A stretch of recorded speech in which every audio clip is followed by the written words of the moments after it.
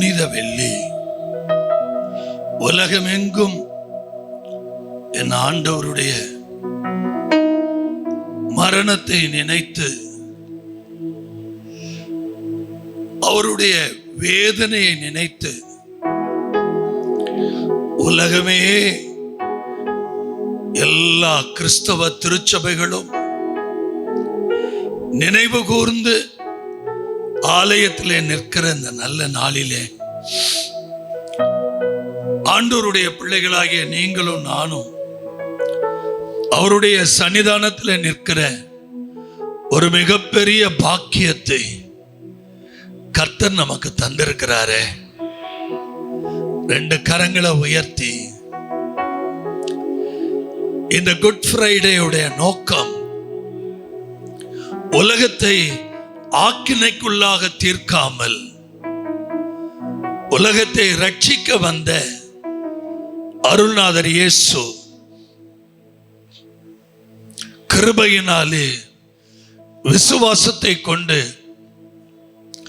ரட்சிக்கப்பட்டீர்கள். இது உங்களால் ஆன காரியம் அல்ல, இது தேவனுடைய ஈவு, இது தேவனுடைய ஈவு, இது தேவனுடைய ஈவு. ஈவு என்ற வார்த்தை ஆங்கிலத்தில் கிஃப்ட் என்று சொல்லப்பட்டிருக்கிறது. ரட்சிப்பு என்பது விலை மதிக்க முடியாத ஒரு பரிசு. அது சிலுவையினால் கிடைத்த பரிசு, அது இயேசுவின் இரத்தத்தால் கிடைத்த பரிசு. அப்பாவை பார்த்து, ஆண்டவரே, இந்த 38ஆம் நாள் உங்க சமூகத்துக்கு வந்திருக்கிற என் வாழ்க்கையில ஆண்டவரே, உண்மையாகவே அந்த ரட்சிப்புக்காக நான் நன்றி சொல்லுகிறேன். ஆவியானவரே, அந்த ரட்சிப்பின் மேன்மைக்காக உம்மை ஸ்தோத்தரிக்கிறேன். பறந்து கிடக்கிற இந்த உலகத்தில் எனக்கு நீர் கொடுத்திருக்கிற விலை மதிக்க முடியாத ரட்சிப்பை நான் நினைத்து பார்க்கிறேன். ஆண்டவரே, உமக்கு ஸ்தோத்திரம், உமக்கு நன்றி அப்பா. குற்றம் நீங்க கழுவினீரே, சுற்றி வருவேன் உம்மையே, பற்றி கொண்டேனும் வசனம், வெற்றி மேல் வெற்றி காண்பே. குற்றம் நீங்க கழுவினீரே, சுற்றி வருவேன் உம்மையே, பற்றி கொண்டேனும் வசனம், வெற்றி மேல் வெற்றி காண்பே. நீர்தானே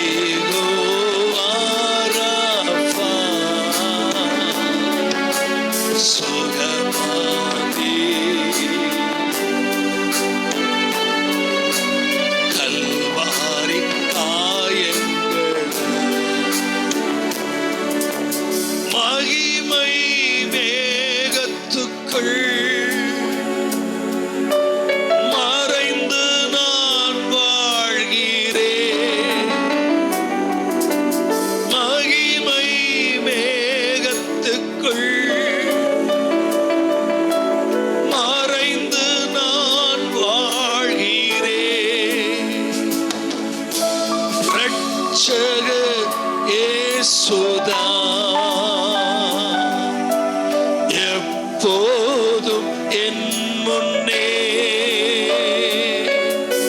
இரட்சகர் இயேசுதான் எப்போதும் என் முன்னே நீதானே யெகோவா ராஃபா சுகமா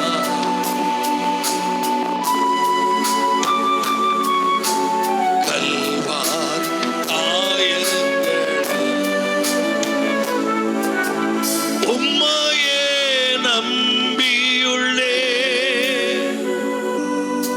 உம்மோடுதான் நடப்பே உம்மையே நம்பியுள்ளே உம்மோடுதான் நடப்பே தடுமாற்றம் எனக்கில்லை தள்ளாடுவதுமில்லை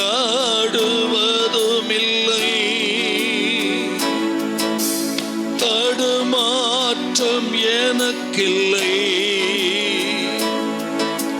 தள்ளாடுவதுமில்லை நீதானே யெகோவா ராஃபா சுகமா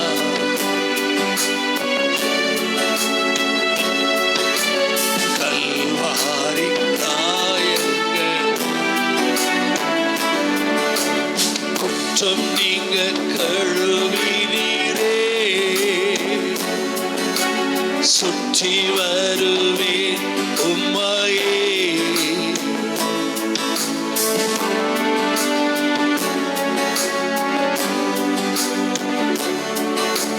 வெற்றி மேல் வெற்றி காண் குற்றம் நீங்க கழுவினீரே சுற்றி வருவேன் உம்மையே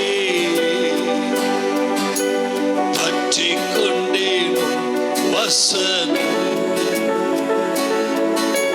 வெற்றி மேல் வெற்றி காண். கிறிஸ்துவில் பிரியமானவர்களே,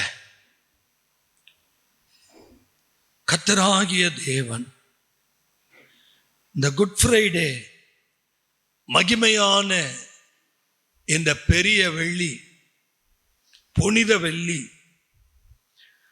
நம்முடைய திருச்சபைக்கு ஒரு வார்த்தை.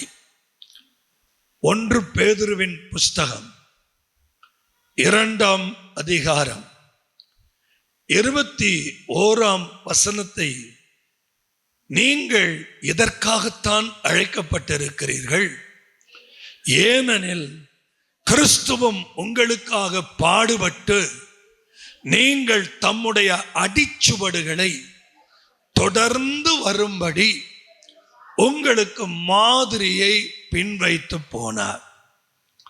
கர்த்தராகிய தெய்வம், இன்னைக்கு நீங்க எப்படி செய்தியை எடுத்துக்கலாம், பெத்லகேம் டு கபாலஸ்தலம், இல்ல நாசரேத்தூர் டு கொல்கதா, எப்படி எழுதிக்கலாம்? இன்னைக்கு செய்தியா எப்படி எடுத்துக்கலாம்? பெத்லகேம் டு கபாலஸ்தலம்,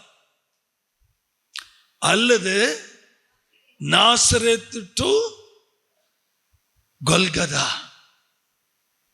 பெத்லகேம்னா அப்பத்தின் வீடு, கொல்கதான மண்ட ஓடு. அல்லேலூயா. என் அருள்நாதர் இயேசு பக்கத்திலே இருந்து 3 முறை மறுதலிப்பேன்னு பேர் வாங்கி மகிமையான ஊழியத்தை செய்து முடித்த பேதுரு. அல்லேலூயா. நம்ம எல்லாருமே ஏதோ நம்ம கையில ஒரு மைக்கு கிடைச்சிருச்சு, ஒரு பைபிள் கிடைச்சிருச்சு, நமக்கு ஒரு குறிப்பு கிடைச்சிருச்சுங்கிறதுக்காண்டி ரொம்ப ஈனத்தனமா ரொம்ப கேவலமா பேதுருவ அவன் ஆண்டவரை என்ன பண்ணவன் மறுதளிச்சவன். நம்ம இன்னமும் மறுதளிக்காதவர்கள் மாதிரியும் நம்ம ரொம்ப ஸ்ட்ராங்கா ஃபெய்த்ல இருக்கிறவங்க மாதிரியும் நம்மை நாமே பெருசா நினைச்சுக்கிட்டு பேசுவோம். அல்லேலூயா, பிரைஸ் தி லார்ட். என்னைக்குமே கேட்கிறவங்களுக்கு ஒரு ஆக்கினை தான், பிரசங்கிக்கிறவனுக்கு தான் பல ஆக்கினை. அதனாலதான் யாக்கோப்பு சொன்னாரு, உங்கள அநேகர் என்னவா மாறிடாதீங்க, போதகரா மாறிடாதீங்க. அது டேஞ்சரான இடம். அந்த இடம் வெரி டேஞ்சரஸ் பிளேஸ். அங்க நின்று பேசுகிற யாரும் என்னுடைய ஆக்கினைக்கு தப்ப முடியாது. அல்லேலூயா. நீங்கள் தம்முடைய அடிச்சுவடுகளை தொடர்ந்து வரும்படி 12 சீஷர்களை செலக்ட் பண்ணும்போது அவர் சொன்ன எளிமையான வார்த்தை ஃபாலோ மீ, ஃபாலோ மீ. வேற எந்த வார்த்தையுமே இல்லை. Praise the Lord. இன்னைக்கு எந்த பரிசுத்தவான்களாவது இல்லை எந்த ஊழியர்களாவது யாரையாவது பார்த்து இல்லை எந்த விசுவாசிகளையாவது பார்த்து ஃபாலோ மீ, என்னை பின்பற்றி வா அப்படின்னு நம்ம சொல்லி கேட்டிருக்கிறோமா அப்படின்னு சொன்னா கிடையவே கிடையாது. இன்க்ளூடிங் மை செல்ஃப், நான் முதற்கொண்டு யாரையுமே அப்படி என்ன செய்யலை, ஃபாலோ மீன்னு சொல்லலை.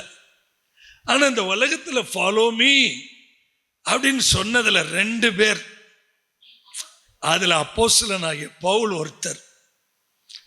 நான் இயேசுவை பின்பற்றினது போல நீங்கள் எல்லாரும் என்னை பின்பற்றி வாங்க. இந்த தைரியம் பவுலுக்கு மட்டும் இருந்துச்சு. இன்னும் கொஞ்சம் கூட பவுலுக்கு இருந்த தைரியம், கிறிஸ்துவில் குறைவானதை எல்லாம் என் சரீரத்தில் நான் நிறைவாக்கி இருக்கிறேன். இப்படி சொல்றதுக்கு ஒரு தில்லு வேணும். ஆமென். அதையும் பவுல் தான். இப்படி பவுல் சொல்லுவதற்கு காரணம் என்ன தெரியுமா? முகமுகமாய் இயேசுவை சந்தித்தவர். 12 சீஷர்களை விட அவர் ஸ்பெஷல்.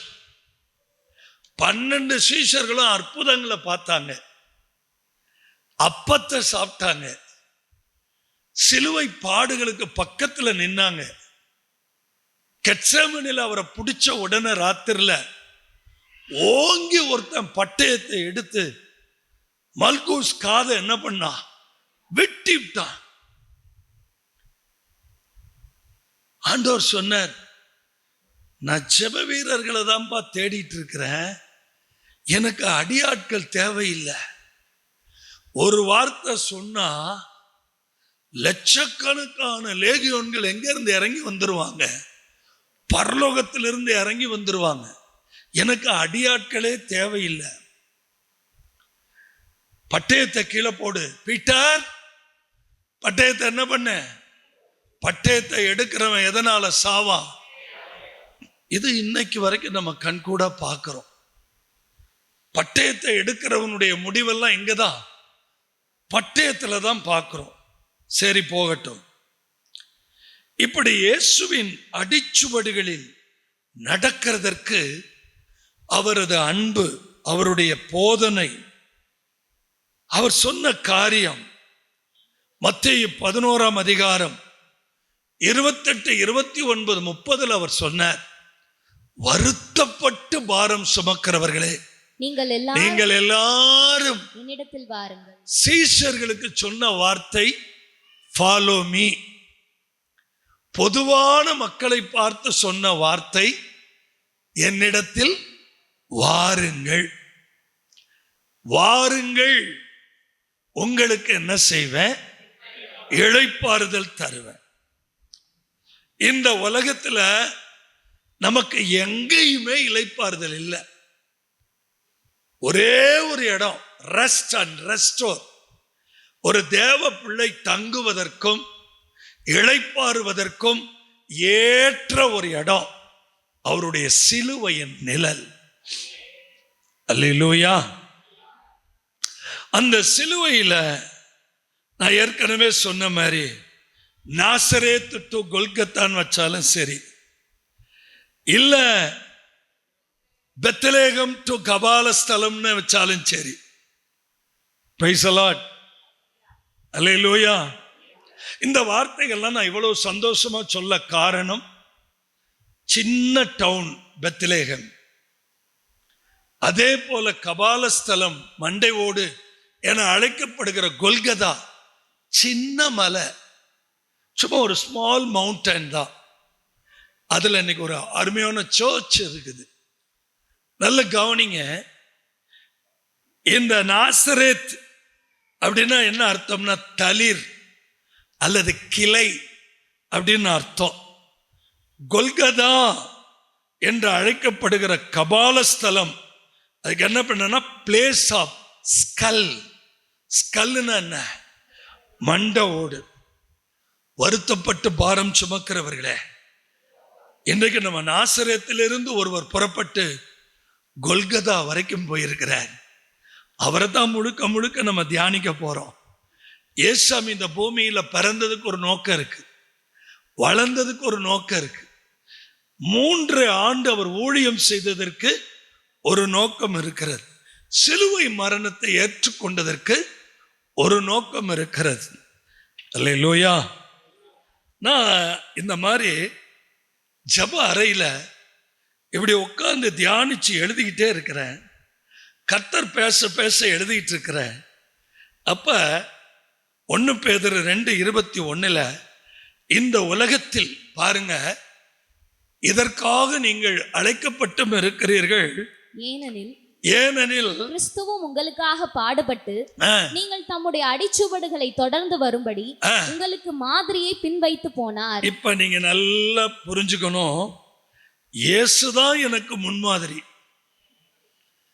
இயேசு எனக்கு என்ன வச்சுட்டு போயிருக்கிறாரு? முன்மாதிரி, பயோனியர். அவர் இந்த உலகத்தை எப்படி ஜெயித்தார்னு நமக்கு சொல்லி கொடுத்துட்டு போயிருக்காரு. அவர் மாதிரி வச்சுட்டு போயிருக்காரு. கொலேசியர் எப்படி எழுதுறாருன்னு நிருபத்தில் 1ஆம் அதிகாரம் 15வது வசனத்துல, அதரிசனமான தேவனுடைய தற்சுரூபமும் சர்வ சிருஷ்டிக்கும் முந்தின பேருமானவர். இப்ப நீங்க எப்படி சொல்லணும்னா, அவர்தான் எனக்கு முன்மாதிரி, அவர்தான் எனக்கு முந்தின பேருமானவர். அதே கொலேசியர்ல 1:16 பாருங்க, ஏனென்றால் சகலமும் அவருக்குள் சிருஷ்டிக்கப்பட்டது, பரலோகத்தில் உள்ளவைகளும் பூலோகத்தில் உள்ளவைகளும் காணப்படுகிறவைகளும் காணப்படாதவைகளும் சகல வஸ்துகளும் சிங்காசனங்களானாலும் கர்த்தத்துவங்களானாலும் துரைத்தனங்களானாலும் அதிகாரங்களானாலும் சகலமும் அவரை கொண்டு அவருக்கென்றும் சிருஷ்டிக்கப்பட்டது. அவருக்காகத்தான், இயேசுவுக்காகத்தான் நீங்களும் நானும் சிருஷ்டிக்கப்பட்டிருக்கிறோம். இந்த உலகத்தில் இருக்கிற அத்தனையும் இயேசுவுக்காக. அல்லேலூயா. இந்த சத்தியத்தெல்லாம் அப்படியே நீங்க கேட்டுக்கிட்டே வாங்க. கர்த்தர் பேசினதை நான் சொல்வேன்.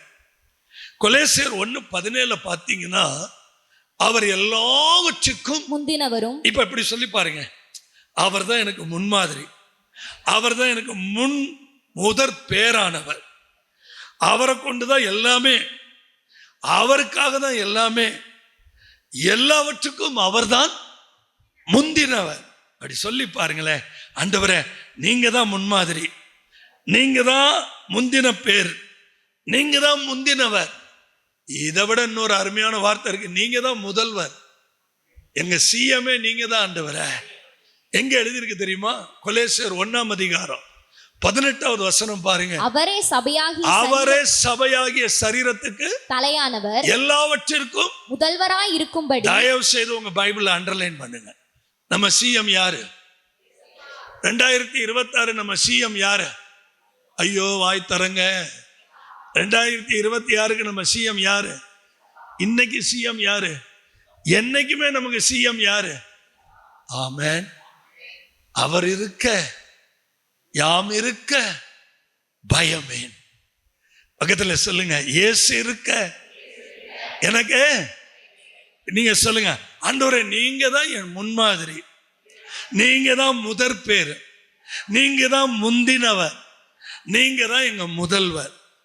நல்லா இருக்குல்ல? சொல்லி பார்த்தா தான் நல்லா இருக்கும். வாயை தரங்க, வாயை திறந்து பேசுங்க, வாயை தரங்க. பைபிள் அடிக்கடி வாயை தரங்க, வாயை தரங்க, உன் வாயை விரிவாய் தர. அவர் தான் என் முன்மாதிரி, அவர் தான் என் முந்தின பேர், அவர் தான் முந்தினவர், அவர் தான் எனக்கு முதல்வர். சொல்லும் போதே இன்னைக்குதான். அல்லேலூயா. இதை விட இன்னும் ஆழமா நம்ம போறோம். கொலேசியர் 1:19 சகல பரிபூரணமும் அவருக்குள்ளே வாசமா இருக்கும். அவருக்குள்ளதான் எல்லாமே, அவருக்குள்ளதான். அதே கொலேசியர் 3:11 பாருங்க.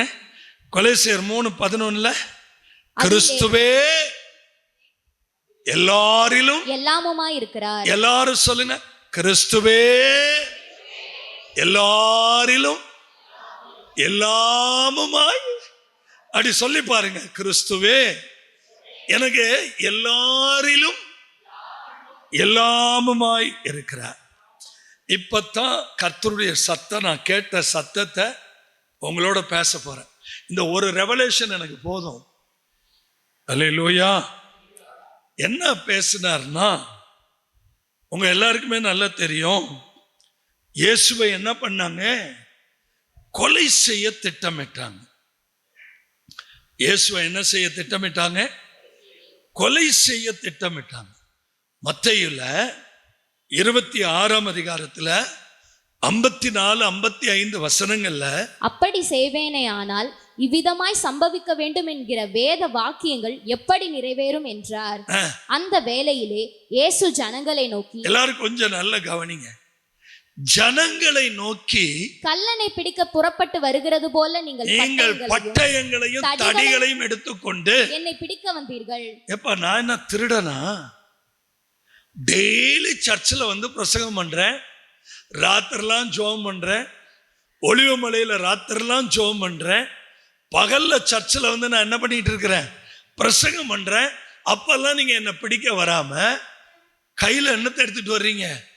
தடியையும் பட்டயத்தையும் தூக்கிட்டு வர்றீங்களே, ஒரு திருடனை பிடிக்கிற மாதிரி வர்றீங்களே அப்படின்னு சொல்லிட்டு என்ன சொல்றாரு? நான் தினந்தோறும் தேவாலயத்துல உபதேசம் பண்ணேன், அப்பெல்லாம் நீங்க என்ன பண்ணல? பிடிக்கவில்லை. கொஞ்சம் நல்லா கவனிங்க, கொஞ்சம் தயவு செய்து கவனிங்க. இந்த ரெஃபரன்ஸ் எல்லாம் நீங்க எங்கெல்லாம் படிக்கலாம்னா, மத்தேயு 26:31, மார்க் 14:27 இதெல்லாம் நம்ம படிக்கலாம். ஆனாலும் வேத வாக்கியம் நிறைவேறத்தக்கதாக சொல்லுங்க. வேத வாக்கியம், மேய்ப்பனை வெட்டுவேன், மந்தைகள் எல்லாம் என்ன ஆயிரும்? சதரும். இயேசுவை பிடிச்சாருங்க. யூதாஸ் வந்து ஒரு முத்தம் கொடுத்தான், அவ்வளவுதான். ஸ்பாட்ல இதை கொஞ்சம் மனசுல கற்பனை பண்ணுங்களேன். யூதாஸ் முத்தம் கொடுக்கிறான் யாருக்கு? உடனே அவங்க எல்லாரும் வந்து என்ன பண்ணிடுறாங்க? அதுல பிடிச்ச முதல் யாரா இருக்கும் நான் நினைக்கிறேன்? மல்கூசா இருக்கும். பேதுரு உடனே என்ன பண்றாரு? பட்டயத்தை எடுத்து எங்க வெட்டுறாரு? இதுக்கெல்லாம் நான் விளக்கம் தர முடியாது. ஏன்னா அவர் நிறைய மீன் பிடிச்ச முதல்ல சைட்ல தான் மீனை வெட்டுவாங்க. அதனால வெட்டினது முதல்ல எங்க தான் வெட்டினது? ஆமா. அல்லேலூயா. சத்தம் போட்டு ஒரு அல்லேலூயா சொல்லுங்க. ஆமா, செதுல வெட்டுற மாதிரி வெட்டி விட்டார். ரொம்ப ஆண்டவர் மரணத்தினுடைய முதல் கட்டம், தனக்கு ஒரு மரணம் வரப்போது தெரியும். கீழே விழுந்து கிடந்த காதை எடுங்கப்பான்னு சொல்லி கொஞ்சம் கற்பனைக்கு கொண்டு வாங்க. எடுத்து என்ன பண்ணாரு? எந்த பிளாஸ்டிக் சர்ஜரி டாக்டராலையும் செய்ய முடியாது. எந்த டாக்டராவது இதுக்கு எவிடன்ஸ் கொடுக்கட்டும்.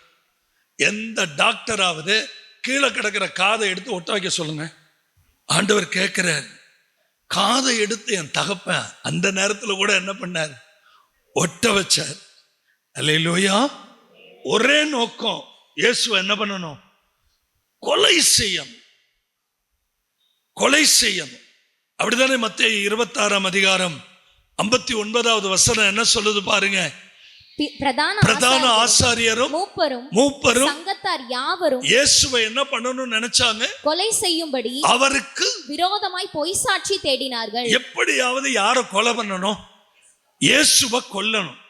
இயேசுவுக்கு நடந்தது தற்செயலான மரணம் அல்ல. கொஞ்சம் தயவு செய்து எல்லாரும் கவனிங்க.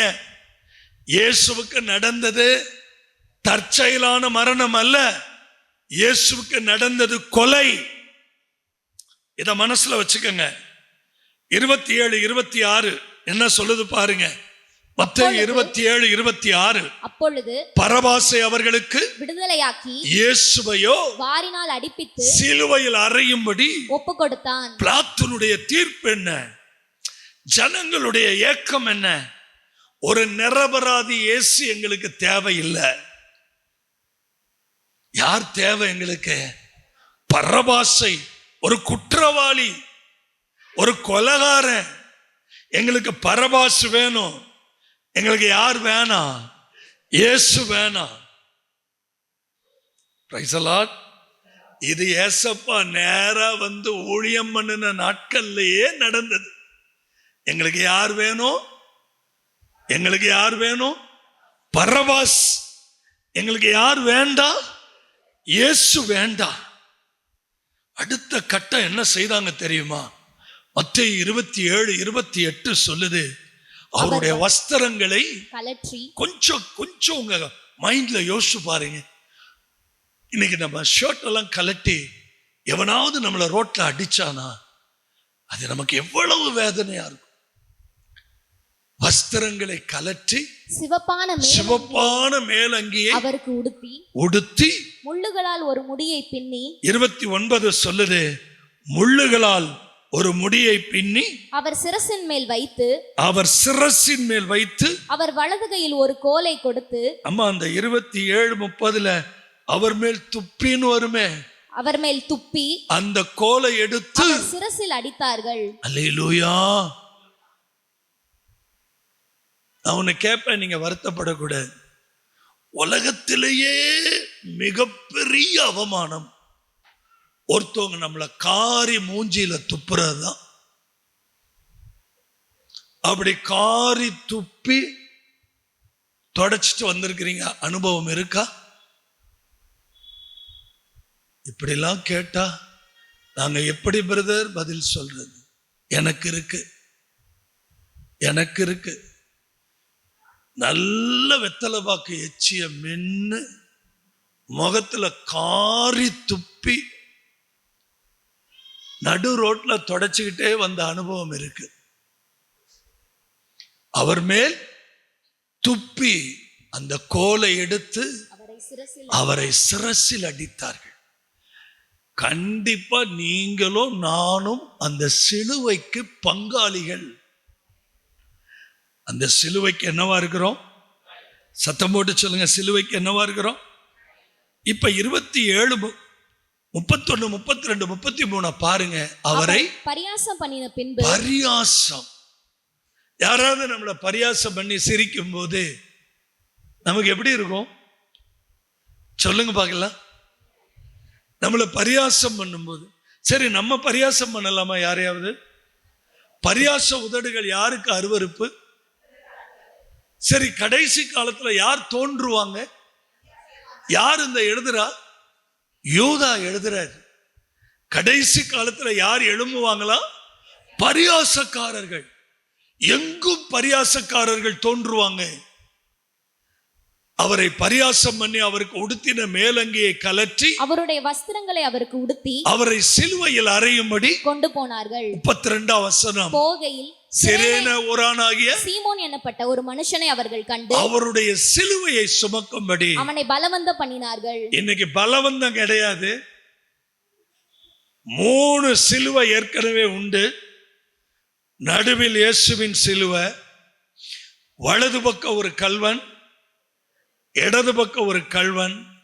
பக்கத்துல கை கொடுத்து சொல்லுங்க, 4வது சீஷனாக நமக்கு கொடுக்கப்பட்ட சிலுவையை தூக்கணும். அதுதான் 4வது சிலுவை. 4வது சிலுவை எது? 4வது சிலுவை எது? தன் சிலுவையை சுமந்து என்னை பின்பற்ற கடவன்.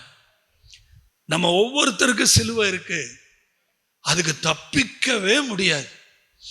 அந்த சிலுவையை தூக்கி தான் ஆகணும், அந்த சிலுவையை சுமந்து தான் ஆகணும்.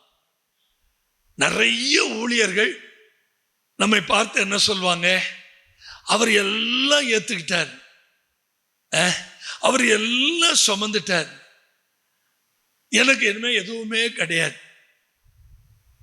எனக்கு ஒண்ணுமே கிடையாது, என் லைஃபே ஜாலி.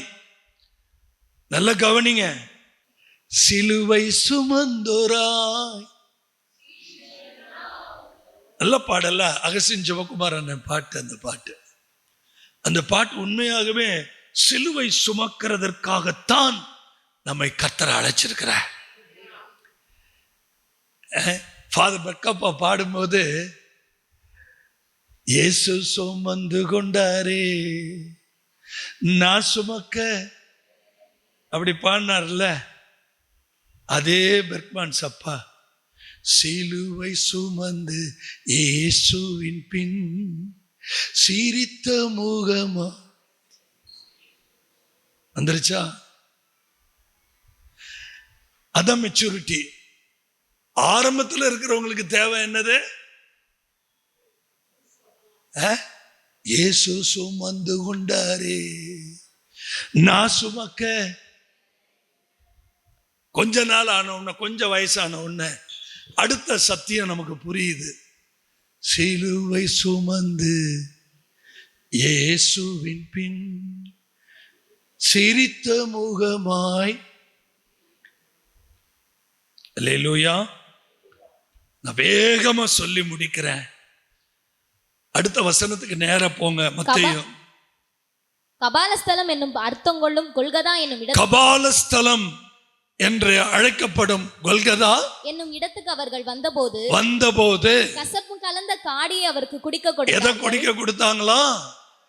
அவர் அதை ருசி பார்த்து குடிக்க மனதில்லாதிருந்தார். 27:34, கசப்பு கலந்த 35, அவரை சிலுவையில் அறைந்த பின்பு அவர்கள் சீட்டு போட்டு அவருடைய வஸ்திரங்களை பங்கிட்டுக் கொண்டார்கள். என் வஸ்திரங்களை தங்களுக்குள்ளே பங்கிட்டு என் உடையின் பேரில் சீட்டு போட்டார்கள் என்று தீர்க்கதரிசியால் உரைக்கப்பட்டது நிறைவேறும்படி இப்படி நடந்தது. இப்ப கவனிங்க, இப்ப கபாலஸ்தலம் வந்தாச்சு, கசப்பு கலந்த காடி அவருக்கு கொடுத்தாச்சு, அவருடைய வஸ்திரத்தை சீட்டு போட்டாச்சு. இதை விட கொடுமை என்ன தெரியுமா? மத்தேயு 27:44 பாருங்க, சிலுவையில தொங்குகிற 2 பக்கம் தொங்குற கல்வர்கள் அவரை நிந்தித்தார். அவரோடு கூட சிலுவையில் அறையப்பட்ட கல்லரும் அந்தபடியே அவரை நிந்தித்தார்கள். எல்லாரும் கவனிக்கிறீங்களா? இங்க பாருங்க, 2 பேருமே நிந்திச்சாங்க, 2 பேருமே நிந்திச்சாங்க. சிலுவையில கூட ரட்சிப்பை விடக்கூடாதுன்ட்டு கர்த்தர் தலை சாய்த்து பார்க்கிறார். ஒருத்தன் உடைக்கப்படுறான், உடைக்கப்பட்டவன் கேட்கிறான், டே நம்ம குற்றவாளி, அதுக்காக இந்த சிலுவையில் என்ன நிக்கிறோம்? சுமந்து நிக்கிறோம். ஆனா அவர் யாரு? நீதிபரர். அவர் ஏன் இந்த சிலுவையை சுமக்கணும்? அப்படி அவன் உணர்ந்து மனஸ்தாபப்பட்டு ஏசமிட்ட கேட்கிறான், ஆண்டவரே நீர் வரும்போது அடியான என்ன பண்ணுங்க, நினைவு கூறும். ஆண்டவர் சொல்றாரு, இன்றைக்கே என்னோட கூட நீ எங்க இருப்ப? பரதீசில் இருப்ப. 2 பேருமே நிந்திச்சானுங்க, ஆனா ஒருத்த மனம் திரும்பினா. பிரைஸ் தி லார்ட், அல்லேலூயா. அந்த வழியா நடந்து போனவங்க எல்லாம் என்ன பண்ணாங்கன்னு பைபிள் சொல்லுது. 36, 37, 38 அதெல்லாம் பாருங்க. அவர்கள் அங்கே உட்கார்ந்து காவல் காத்துட்டு இருக்காங்க. அன்றியும் அவர் அடைந்த ஆக்கினையின் முகாந்திரத்தை காண்பிக்கும் பொருட்டு இவன் யூதருடைய ராஜாவாகிய இயேசு என்று எழுதி அவர் சிரசுக்கு மேலாக வைத்தார்கள். அப்பொழுது அவருடைய வலது பக்கத்தில் ஒருவனும் அவருடைய இடது பக்கத்தில் ஒருவனுமாக 2 கல்லர் அவரோட கூட சிலுவையில் அறையப்பட்டார்கள். 39 அவர் அந்த வழியாய் நடந்து போகிறவர்கள் தங்கள் தலைகளை துலுக்கி தேவாலயத்தை இடித்து 3 நாளைக்குள்ளே கட்டுகிறவனே, உன்னை நீயே ரட்சித்துக்கொள். நீ தேவனுடைய குமாரனானால் சிலுவையிலிருந்து இறங்கி வா என்று அவரை தூஷித்தார்கள். எல்லாம் நடந்துருச்சுங்க. என்னென்ன நடக்கணுமோ அத்தனையும் நடந்துருச்சு. பரியாசம், காரி துப்புனாங்க, முள்ள பின்னி அடிச்சாங்க, வஸ்திரத்தை கலட்டினாங்க, சிவப்பங்கிய மேல போட்டாங்க, சிலுவையில அறைந்தாங்க, சீட்டு போட்டு வஸ்திரங்களை பங்கு போட்டாங்க, பரியாசம் பண்ணாங்க, தலையை துளுக்கி அவரை கேவலப்படுத்தினாங்க. ஆனா மத்தேயு 27:50 சொல்லுது, இயேசு மறுபடியும் மகா சத்தமாய் கூப்பிட்டு ஆவியை விட்டார். நல்ல கவனிக்கணும். உங்களோட நான் சில காரியங்களை பேசி பிரசங்கத்தை முடிக்க ஆசையா இருக்கிறேன். இதுவரைக்கும் அவருடைய அடிச்சுவடுகள் வரி வரியா பார்த்தோம். சிலுவையில நம்ம அப்பா சாகிறதுக்கு முன்னாடி அவர் எழுதி வச்சுட்டு போன உயில்களை மறக்க கூடாது இல்ல. முதல் உயில், பிதாவே இவர்கள் செய்வதே என்னதென்று இவர்களை என்ன பண்ணுங்க. உலகத்திலேயே மன்னிப்புக்கு இணையானது எதுவுமே கிடையாது. நான் சொல்ற மாதிரி பக்கத்துல சொல்லுங்க. எல்லாருக்கும் ஏசப்பா வாய் கொடுத்திருக்காருல்ல, எல்லாரும் சொல்லுங்க. லூக்கா 22:34 படிங்க. லூக்கா 22:34 படிங்க. அவர் அவனை நோக்கி, பேதுருவே, இன்றைக்கு சேவல் கூவுகிறதற்கு முன்னே நீ என்னை அறிந்திருக்கிறதை 3 தரம் மறுதலிப்பாய் என்று உனக்கு சொல்லுகிறேன் என்றார். இல்ல பிதாவே இவர்களுக்கு மன்னியும், தாங்கள் செய்கிறது இன்னதென்று அறியாதிருக்கிறார்கள். எத்தனாவது வசனம்? 23:34. 22 சொல்லிட்டோம். 23:34. அப்பொழுது இயேசு பிதாவே இவர்களுக்கு மன்னியும். பக்கத்துல பிதாவே இவர்களுக்கு மன்னிக்கிறதை போல ஒரு மேன்மை இன்னைக்கு வரைக்கும் கிறிஸ்தவத்தை யாராலையும் ஒன்றும் பண்ண முடியல. என்ன காரணம் தெரியுமா? அந்த கொல்கத்தாவிலிருந்து இன்னைக்கு வரைக்கும் கிறிஸ்தவம் எல்லாரும் என்ன பண்ணிட்டு இருக்குது? மன்னிச்சுக்கிட்டே இருக்கு.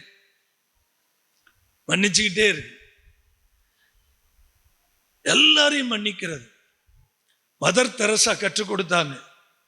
ஏழைகளுக்காக காணிக்கை எடுத்தாங்க. ஒரு கோடீஸ்வர காரி துப்புனா, இது எனக்கு, இது ஏழைகளுக்கு. ஒட்டைக்கப்பட்டான். பிதாவே இவர்களுக்கு, ஒருத்தரை வெட்கப்படுத்துறதுனா மன்னிப்புக்கு இணையானது எதுவுமே இல்லை. Praise the Lord. அல்லேலூயா. தாங்கள் செய்கிறது இன்னதென்று அறியாதிருக்கிறார். சரி, ரெண்டாவது வேத புஸ்தகம் சொல்லக்கூடிய முக்கியமான ஒரு காரியம், இன்றைக்கு நீ என்னோடு கூட எங்க இருப்ப? பரதீசில் இருப்பாய். 43 இயேசு அவனை நோக்கி, இன்றைக்கு நீ என்னுடனே கூட பரதேசில் இருப்பாய். இன்றைக்கு நீ என்னோடு கூட எங்க இருப்ப?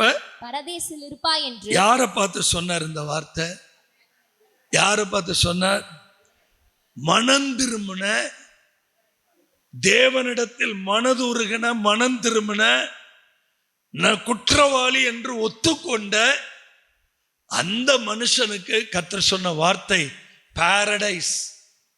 It's not heaven, Paradise. இன்றைக்கு நீ என்னோட கூட எங்க இருப்ப? பரதீசில் இருப்ப. இன்னைக்கு ஆபிரகாம் மடியில யார் இருக்கா? லாசர் இருக்கிறார். அந்த இடத்துல தான் கல்வனும் நிச்சயமா இருப்பான். இந்த நல்ல கல்வனும். ஆமென் சொல்லுங்க. மூணாவது என்ன நடந்தது தெரியுமா? மூணாவது யோவான் சுவிசேஷம் 19ஆம் அதிகாரம் 26, 27 வசனங்களை பாருங்க.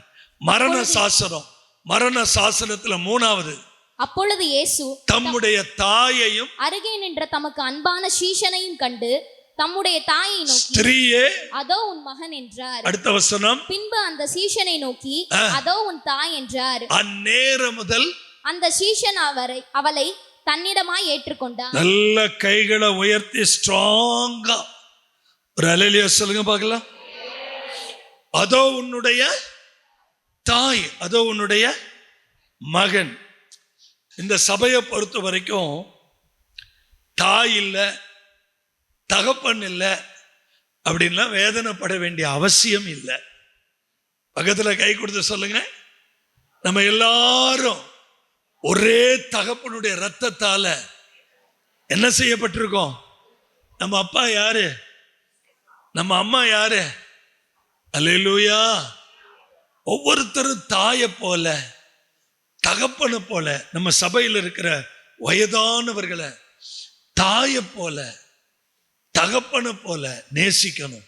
ஆமென் சொல்லுங்க. அல்லேலூயா. முதல் காரியம் என்னது? பிதாவே மன்னிப்பு. கிறிஸ்தவம் தலை நிமிர்ந்து நிற்கிறதுக்கு ஒரே ஒரு காரணம் ஃபர்கிவ்னஸ், மன்னிக்கிறது தான். 2வது ரட்சிப்பு. இன்னைக்கு நீ என் கூட எங்க இருப்ப? Redemption, salvation. 3வது தேவனுடைய உறவு. எப்படிப்பட்டது? இதோ உன்னுடைய தாய், இதோ உன்னுடைய மகன். 4வது மத்தேயு 27:46 படிங்க. மத்தேயு 27:46. 9ஆம் மணி நேரத்தில் இயேசு ஏலி ஏலி லாமா சபக்தானி என்று மிகுந்த சத்தமிட்டு கூப்பிட்டார். அதற்கு என்ன அர்த்தம்? என் தேவனே, என் தேவனே, என் தேவனே, என் தேவனே, ஏன் என்னை கைவிட்டீர் என்ற அர்த்தமாம். நல்ல கவனிச்சிங்களா எல்லாரும்? இந்த வார்த்தைய மரண சாசனத்துல மரண வாக்குமூலம் என்ன? இது எத்தனாவது வாக்குமூலம்? 4வது வாக்குமூலம் என்ன? என் தேவனே, என் தேவனே. ஆனா நீங்க உள்ள சுவிசேஷ பகுதியில எல்லாம் பாத்தீங்கன்னா, என் பிதா என்னை தனியே இருக்க விடவில்லை. நான் எங்கே இருக்கிறேனோ அங்கே என் பிதா இருக்கிறார். என்னை கண்டவன் என் பிதாவை கண்டான். நான் அவருடைய தற்சுரூபம். பிதா செய்ய குமாரன் காண்கிறது எதுவோ அது அல்லாமல் தாமாக ஒன்றுமே. ஆனா மரண சாசனம் என்ன? சிலுவையில் தொங்கும் போது என்ன? பிதாவே ஏன் என்னை? இப்ப பிதா என்ன பண்ணிட்டார்? ஏசப்பாவை கைவிட்டுட்டார்.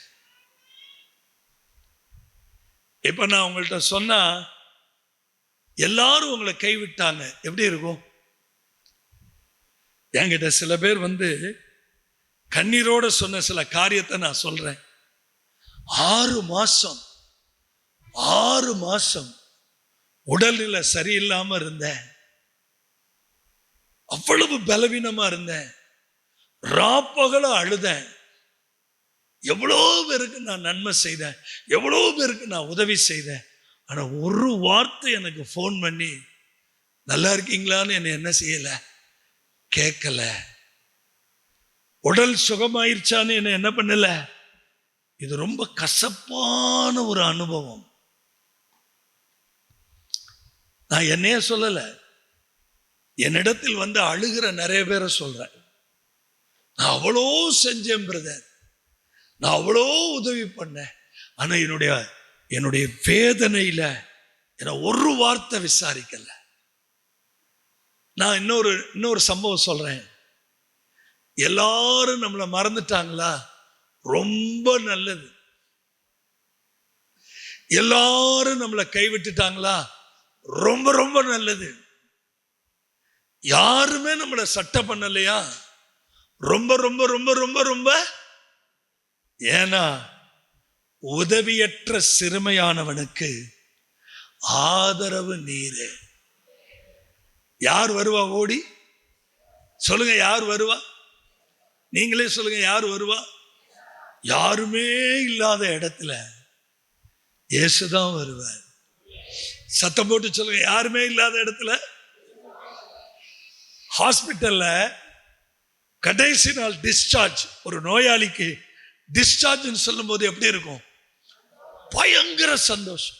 அப்படிதான் எனக்கு என் பிள்ளைகளை போய் பார்க்க போறேன், சபையை பார்க்க போறேன். தம்பி காரை நேர வீட்டுக்கு விடாத, நேர சர்ச்சுக்கு விடு. அப்படிதான் சர்ச்சில் வந்து நின்றுட்டு தான் அப்புறம் வீட்டுக்கு போனேன். அப்படி புறப்படும் போது இவ்வளவு உயரம் தான் ஒரு பாப்பா, கோயம்புத்தூர்ல ஒரு நர்ஸ், இவ்வளவு உயரம் தான். அப்பா அப்படின்னு ஓடி வந்துச்சு. என்னம்மா அப்படின்னு. திரும்ப நீங்க இந்த ஹாஸ்பிட்டல் பக்கமே என்ன செய்யக்கூடாது, வரக்கூடாதுப்பா.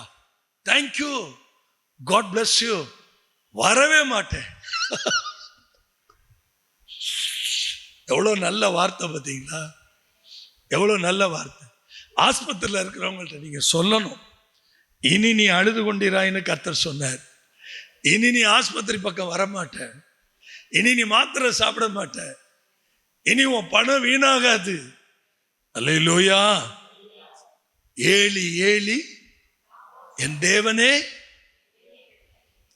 எவ்வளவு பேர் அழுகிறாங்க, என் புருஷன் என்னை கைவிட்டாருங்க. இங்க பாருங்க, சிலை மாதிரி உட்கார்ந்து தின்னுட்டு இருக்க. என் பிள்ளைங்க என்னை கைவிட்டுருச்சுங்க, என் தம்பி, என் அண்ணன், இவங்களுக்கெல்லாம் நான் எப்படி வடிச்சு கொட்டியிருப்பேன் தெரியுமா?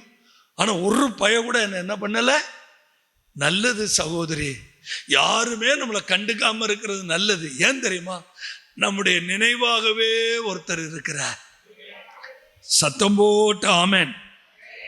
4 மரண சாசனம் சொல்லிட்டேன்.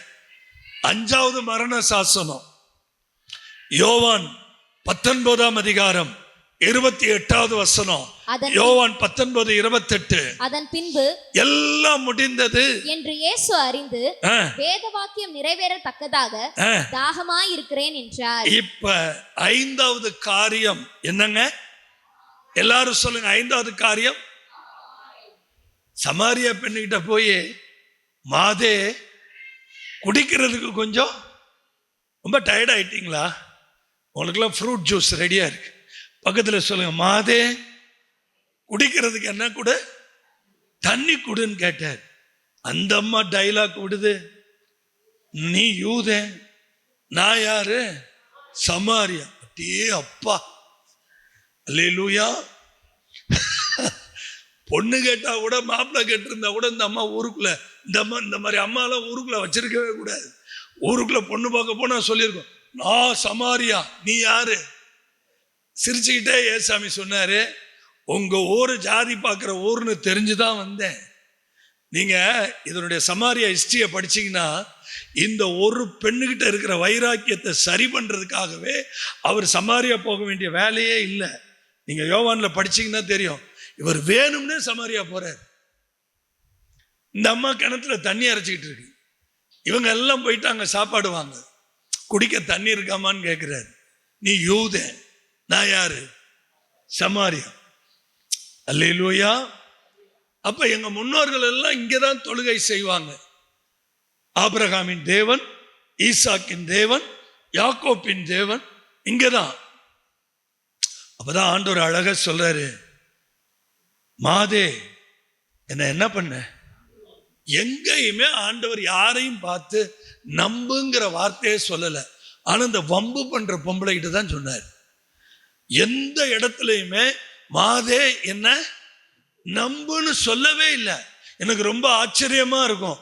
ஆனா இந்த அம்மா கிட்ட தான் என்ன சொல்றாரு, மாதே என்ன நம்பு. உடனே இந்த அம்மா திரும்பி பார்க்குது. அவர் சொல்றாரு, எங்க முன்னோர்கள் இங்க. ஆமா. அப்பதான் ஆண்டவர் மெதுவா சத்தியத்தை சொல்றாரு, மெய்யடியார்கள் ஆவியோடும் உண்மையோடு என்ன பண்ண போறாங்க, பிதாவை தொழுது கொள்ளும். அது இப்பே வந்திருக்குது. இந்த அம்மா தெரிச்சு எங்க ஓடுறா, ஊருக்குள்ள ஓடுறா, கிராமத்துல ஊரையே கூட்டுறா. ஒரு ஆள் வந்து கிணத்தடியில உட்காந்துக்கிட்டு, அது அவன் யூதன், நம்மகிட்ட பிரச்சனை பண்ணிட்டு இருக்கிறான் அப்படின்னு ஊரே கிளம்பி வந்துட்டாங்க. எல்லாரும் வந்துட்டா அவர் முகத்தை பார்த்த உடனே சைலண்டா உட்கார்ந்துட்டாங்க. சைலண்ட். இயேசுவை பார்த்தாலே எவனா இருந்தாலும் சைலண்ட் ஆயிடுவான். அல்லேலூயா. அப்படியே உட்கார்ந்து கேட்டு மெய் மறந்து கேட்டுட்டு ஊருக்குள்ள போய் சொல்றாங்க, நீ சொன்னதை விட நாங்க அதிகமாவே என்ன செய்தோம். ஆமா, யோவான் சுவிசேஷத்துல ரொம்ப அழகா இருக்குங்க. 4ஆம் அதிகாரம் நினைக்கிறேன். கர்த்தருக்கு ஸ்தோத்திரம். கர்த்தர் நல்லவர். 4ஆம் அதிகாரம் 42வது வசனத்தை பாருங்க. அந்த ஸ்திரீயை நோக்கி, உன் சொல்லின் நிமித்தம் அல்ல, அவருடைய உபதேசத்தை நாங்களே கேட்டு. இங்க பாருமா, நீ சொன்னதுக்காகலாம் இல்ல, அவருடைய உபதேசத்தை நாங்க கேட்டு அவர் மெய்யாய் கிறிஸ்துவாகிய உலக இரட்சகர் என்று அறிந்து விசுவாசிக்கிறோம் என்றார்கள். நல்ல கைகளை உயர்த்தி சத்தமா ஆமென். மரண சாசனத்தின் 5 என்னது? தாகமா இருக்கிறேன். இன்னும் 2 தான். மரண சாசனத்தின் 6வது காரியம் யோவான் 19:30 படிங்க. இயேசு காடியை வாங்கின பின்பு முடிந்தது என்று சொல்லி தலையை சாய்த்து ஆவியை ஒப்பு கொடுத்தார். எல்லாரும் சொல்லுங்க, முடிந்தது. எல்லாரும் சொல்லுங்க, finished. நான் சொல்ற மாதிரியே எல்லாரும் சொல்லுங்க. என்ன finished? பரத்திலிருந்து இறங்கி வந்த நோக்கம் முடிந்தது. ரட்சிப்பின் நோக்கம், ஜீவனை கொடுக்க வேண்டிய நோக்கம், சிலுவையில் அறைய வேண்டிய நோக்கம், ரத்தம் சிந்த வேண்டிய நோக்கம், நான் எல்லாவற்றையும் செய்து முடிச்சிட்டேன். Praise the Lord. எல்லாம் முடிந்தது, எல்லாம் முடிந்தது. இப்ப நீங்க யாராவது எதையாவது போய் ஏசாமி கிட்ட கேட்டா, நான் அதெல்லாம் சிலுவையிலே முடிச்சிட்டேமா. அப்ப நீங்க போய் ஜெயத்தை பெற வேண்டிய இடம் சிலுவை. அந்த சிலுவைக்கு கீழே கடைசி கட்டம் லூக்கா 23ஆம் அதிகாரம் 48வது வசனம். இந்த காட்சியை பார்க்கும்படி கூடி வந்திருந்த ஜனங்கள் எல்லாரும் சம்பவித்தவைகளை பார்த்த பொழுது தங்கள் மார்பில் அடித்துக்கொண்டு திரும்பி போனார்கள். ஆனாலும் அங்க என்ன நடந்தது? பிதாவே என் ஆவியை, எத்தனாவது வசனம்? 46 படிங்க. கடைசி வசனம். இயேசு பிதாவே, எல்லாரும் சொல்லுங்க, எல்லாரும் படிங்க.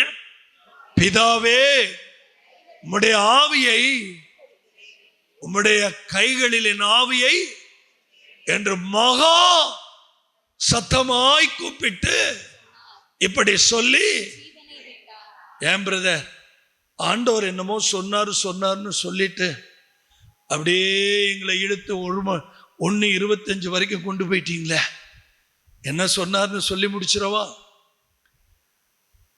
எல்லாரும் அடிக்கலாம், காரி துப்பலாம், பரியாசம் பண்ணலாம், அவமானப்படுத்தலாம், தலையை துளுக்கலாம், எல்லாரும் நிந்திக்கலாம், சிலுவையில தொங்குறவன் கூட நிந்திக்கலாம். ஆனால் இயேசு கிறிஸ்துவினுடைய உயிரை எடுக்கிறதற்கு எவனுக்குமே அதிகாரம் கிடையாது. இதைத்தான் கர்த்தர் எனக்கு சொல்லி கொடுத்தார். என் உயிர் எவன் அடிச்சும் போறது கிடையாதுப்பா. நான் ஜீவ அதிபதி, ஜீவனுக்கே அதிபதி. அப்போஸ்தலர் நடபடிகள்ல நீங்க படிச்சீங்கன்னா அங்க 3ஆம் அதிகாரம், இதை மட்டும் படிச்சுட்டு எல்லாரும் ஜெபிக்க போறோம். 3:15 படிங்க. ஜீவாதிபதி பேதுரு எழும்பி பிரசங்கம் பண்றார். ஜீவாதிபதியை கொலை செய்தீர்கள், அவரை தேவன் மரித்தோரில் இருந்து எழுப்பினார், அதற்கு நாங்கள் சாட்சிகளாயிருக்கிறோம். இவங்க சாட்சி, சீஷர்கள் சாட்சி, 100க்கு அதிபதி சாட்சி, கலிலேயா பெண்கள் சாட்சி, எருசலேம் இருந்த பெண்கள் சாட்சி. நல்லா கவனிச்சுக்கங்க. இப்ப நான் சொல்ற கவனிச்சுக்கங்க. கொலை பண்ணலாம், அடிக்கலாம், காரி துப்பலாம், பரியாசம் பண்ணலாம், அவரை எவ்வளவு வேணாலும் கொடுமைப்படுத்தலாம். ஆனா அவருடைய உயிரை எவனும் எடுக்க முடியாது. அதை கர்த்தர் சொல்லும் போது சொன்னார், நானாகத்தான் என் ஆவியை பிதாவின் கையில் ஒப்பு கொடுத்தேன். இந்த ரகசியத்தை ஆண்டவர் சொல்லும் போது ஸ்தேவான் இதே பேட்டர்ன்ல பிதாவே கல் எறியும் போது ஸ்தேவானை எங்க பாக்குறாங்க? ஸ்தேவானை எங்க பாக்குறாங்க? எல்லாரும் ஸ்தேவான் மேல கல்லெறியும் போது எப்படி பாக்குறாங்க? இங்க இருந்தவங்க எல்லாம் அவனுடைய முகம் எப்படி இருந்தது? பிரகாசமா இருந்தது. ஓகே, சொல்லுங்க, அதான் முக்கியம். சொல்லுங்க கரெக்டா.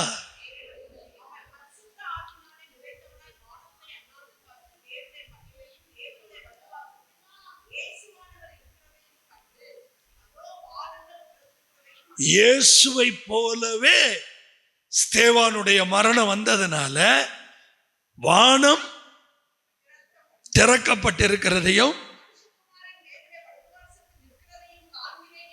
யார் சொன்ன அந்த வார்த்தைய? தன்னுடைய மூச்சு விடும்போது, மரணம் வரும்போது வானம் திறக்கப்பட்டது. இன்னைக்கு சர்வ சாதாரணமா தீர்க்கதரிசிகள், இன்னைக்கு தெரிகிற தீர்க்கதரிசிகள் பூரா வாயை திறந்தாலே வானம் திறக்கப்பட்டிருக்கிறது.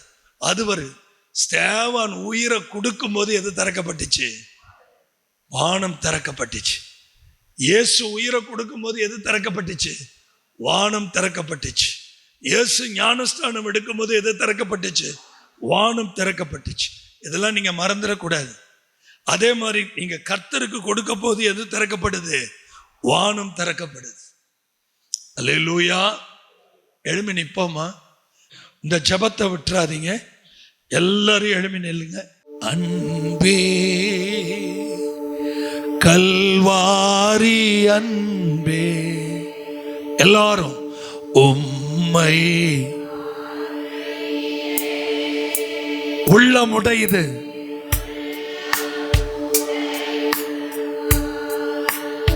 எல்லாரும் அன்பே கல்வாரி, உம்மை பார்க்கையிலே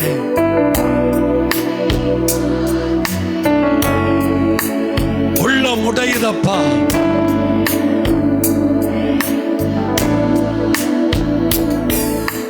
தாகம் தாகம் என்றே எனக்காய் ஏங்கி நின்றே. எல்லாரும் எல்லாரும் இயேசுவே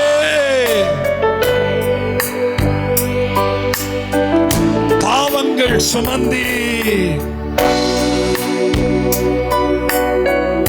பரிகார பலி, பரிகார பலி.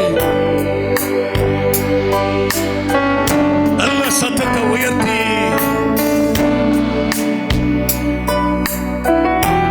எல்லாரும் பாடுங்க. எல்லாரும் அன்பே அன்பே கல்வாரி, உம்மை பார்க்கையிலே உள்ளம் உடையுதப்பா.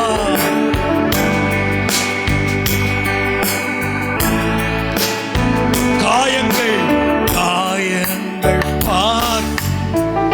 ஆமாண்டவரே, கண்ணீர். இயேசுவே இயேசுவே, ஆமென். தூய திரு ரத்தமே, துடிக்கும் தாயுள்ளமே, தூய திரு ரத்தமே, துடிக்கும் தாய் உள்ளமே. ரெண்டு கரங்களை பரலோகத்துக்கு நேரா. அன்பே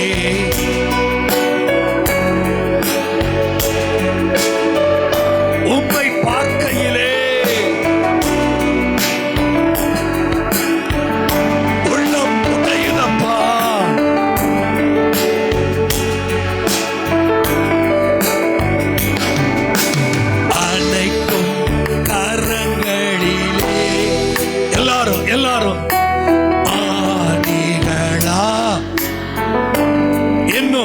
தேவ சமூகத்தில் ஆணிகளா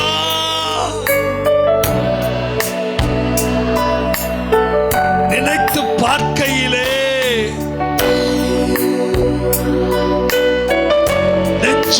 நெஞ்சம் உருகுதையா. இயேசுவே,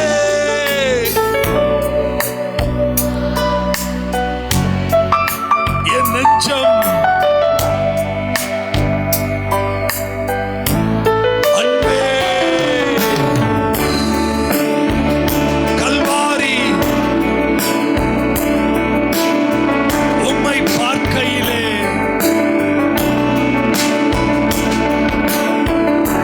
என் உள்ளம் உடையுதப்பா. நெஞ்சிலே ஒரு ஊற்று நதியாய் பாயுதே.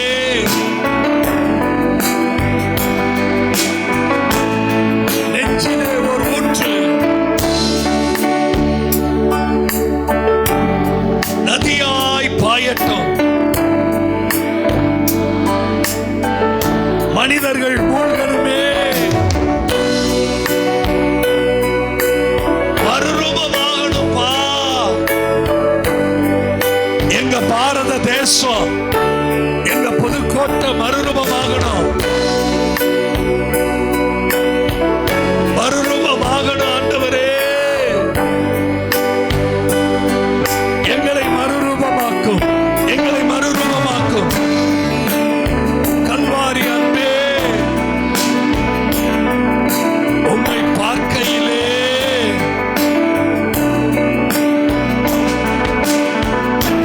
உள்ளம் உடையுதப்பா. ரெண்டு கைகளை உயர்த்தி, அப்பா தெய்வமே,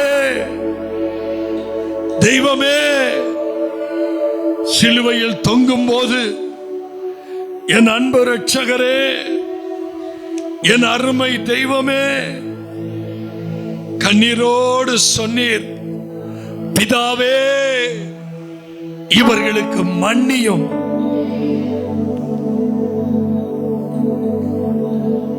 இன்று நீ என்னோடு கூட பரதீசில் இருப்பாய். தம்முடைய தாயை நோக்கி, அம்மா இதோ உன் மகன், இதோ உன் தாய்.